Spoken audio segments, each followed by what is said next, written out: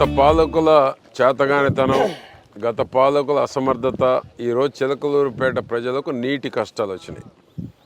ఒక మంత్రిగా ఉన్నప్పుడు చెరువుకు నీళ్లు నింపటం కూడా ఒక ప్లాన్ తెలియక, ఒక ఏదైతే దృష్టి కేంద్రీకరించకపోవటం వలన ఈరోజు 23 రోజులకి, అది కూడా రోజు మార్చి రోజు కలర్ మారుతూ ఉన్నాయి. చూస్తే ఇప్పుడు అక్కడ ఏదైతే డెలివరీ చేస్తున్న పంపులు చూశారు మీడియా వాళ్ళు కూడా, కలర్ మారిన నీళ్లు వస్తూ ఉన్నాయి. దీనివల్ల ప్రజలకు పూర్తి అసౌకర్యం ఉంది. వీలైన వరకు ఫిల్టర్ బెడ్ ద్వారా శుభ్రపరిచి వీలున్నంత వరకు మంచినీరు ఇచ్చే ప్రయత్నం చేస్తున్నాము.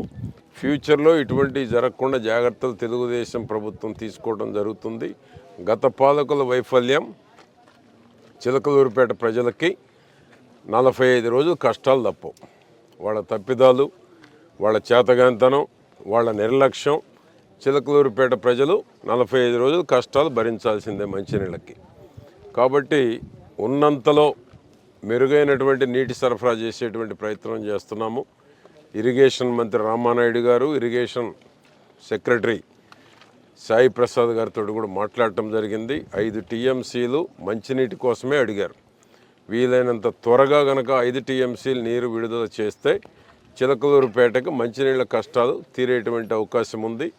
మా ప్రయత్నం లోపం లేకుండా చంద్రబాబు గారి దృష్టికి కూడా తీసుకువెళ్ళి వీలైనంత త్వరగా నీరు విడుదల చేసేటువంటి దానికి ప్రయత్నం చేస్తాం.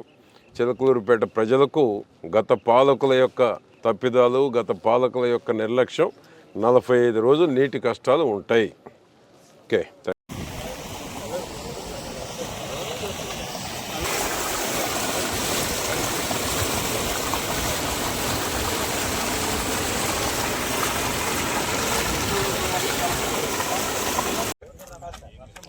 రెండే మిగతా ఓవర్ హెడ్ ట్యాంక్స్.